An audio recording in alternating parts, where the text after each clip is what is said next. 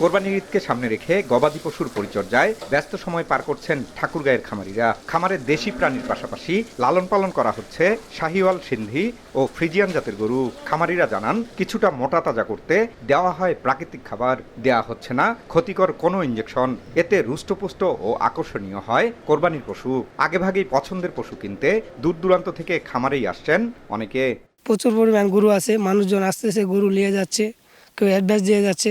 খাবারের দাম বেশি, অন্য অন্য জিনিসের দাম, খুদির দাম বেশি, চালের দাম বেশি, ভুসির দাম বেশি। পশু খাদ্যের মূল্যবৃদ্ধিতে বেড়েছে লালন পালনের খরচও। বাজারে ভারতীয় গরুর প্রবেশ ঠেকানো গেলে কাঙ্ক্ষিত মূল্যে গরু বিক্রির আশায় খামারিরা। 70,000 টাকা থেকে শুরু করে 5 লক্ষ 6 লক্ষ টাকা দামের গরু আছে। তবে কারো 2 দাঁত 4 দাঁত, ছোট বড়, দেশি শাহিওয়াল, বিদেশি সব ধরনের গরু আমাদের আছে। লাইভ ওয়েটে আমরা বিক্রি করি। কুরবানি এতগুলো মাল নিয়ে আমরা বিপাকে পড়ে যাই। আবার ভারত থেকে যদি গরু আসে তখন আমাদের অবস্থা তখন খারাপ হয়ে যায়। প্রাণী সম্পদ বিভাগ বলছে, এবার জেলায় চাহিদার চেয়ে বেশি গরু রয়েছে। খামারিদের লাভবান করতে দেওয়া হচ্ছে পরামর্শ।